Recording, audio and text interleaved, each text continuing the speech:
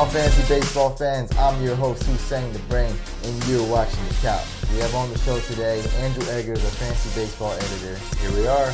And we're a few weeks into the major league season. What stood out so far? The thing that stood out the most to me is this kid, Charlie Blackmon. He's playing for the Rockies, leadoff hitter. I mean, he's hitting 500 through the first 38 at-bats. Now, he's not going to keep that up all season, but he could definitely make an impact on your fantasy team. So, I mean, that's the one I want to talk about the most. But you're not going to be able to pick that guy up. Except you're really lucky.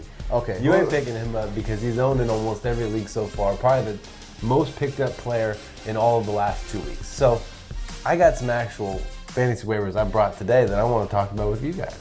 First up, Grady Sizemore. He's getting regular playing time, back at it in Boston, playing baseball. He's going to hit 20 home runs and steal at least 20 bases.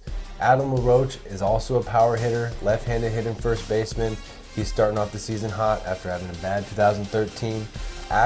Dustin Ackley, starting to realize his potential, playing every day in left field for the Mariners. And then Yangervis Solarte, a guy you probably haven't heard of often, at least before this season, he's hitting over 350, playing third base while Teixeira is out and Kelly Johnson slides over to first. All right, now we get in the deeper leagues. So Jason Kubel, he's owned in 13% of fantasy leagues at this point. I think he can hit 25, 30 bombs this season. Marcell Ozuna hit 2 home runs so far this season. He hit 3 all of last season. He might be able to hit 15 home runs this season, and he's got lots of upside outside of that. Eric Young Jr. steals lots of bases. He was National League leader last year. He's already got 6 this season. Moving on, Colton Wong, second baseman from the Cardinals. He's got lots of potential. Could be a 300 hitter someday, but he's batting number 2 in a great lineup. I gotta like that. Now moving on to deeper leagues, 2 catcher leagues. You got Tyler Flowers and Devin Mesoraco. Both players have pop. Mesoraco got off the DL 5 days ago and already has 2 home runs on the season. Then you're moving on to starting pitchers like Taijuan Walker. Now he's 21 years old, about to get off the DL, but he's got a world of talent in that right arm of his. I would take him in the draft, let alone pick him up off the waivers. Then you got Tyler Skaggs. He's also a young buck. He's got loads of potential, doing well so far, and 2-0 so far, or 1-0 this season, 2.40 ERA. Travis Wood had a great ERA last season, 3.11. He's doing it again this season, but hopefully the Cubs can at least get him a couple runs so we can win a couple games, by God. Then you got deeper leagues. There's Jesse Chavez, had a couple good starts so far. Journeyman, 30-year-old pitcher.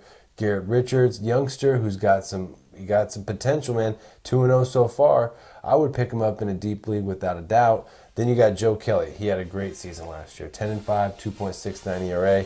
He's going to do it just like that this season, but maybe a little slightly higher ERA. Quintana from the White Sox. Here's a lefty who's improved every season over the last 3. His first in the big leagues. He's got a 2.7 ERA so far. I would take him as well.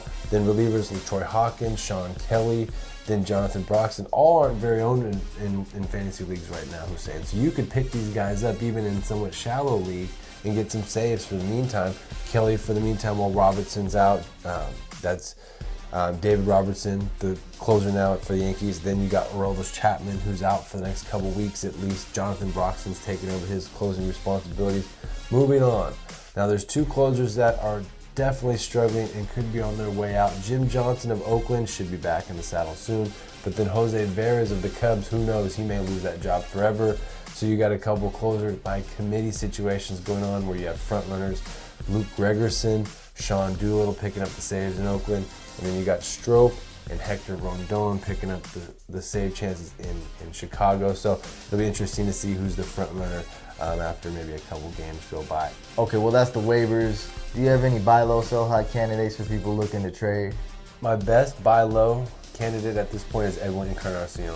He's a great player. He's got tons of pop in that bat. He's not doing too well this season so far. So if you can make a trade for him, thank me later. Who would you trade though? How good of a player would you trade for this guy? I would trade a pretty top-notch player, but I want to make sure I get enough value in return, so I'm not going to go over the top. But Encarnacion is a 2nd or 3rd round player. That's a term buy low. Who's your sell high? My sell high is Giovanni Gallardo, and he's a great pitcher. In certain cases, he can have like lights out performances, but he has a lot of times where he gets beat up pretty bad.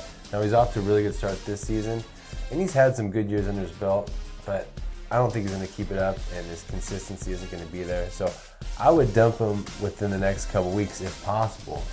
But that would be who I would move and who I would try to go after.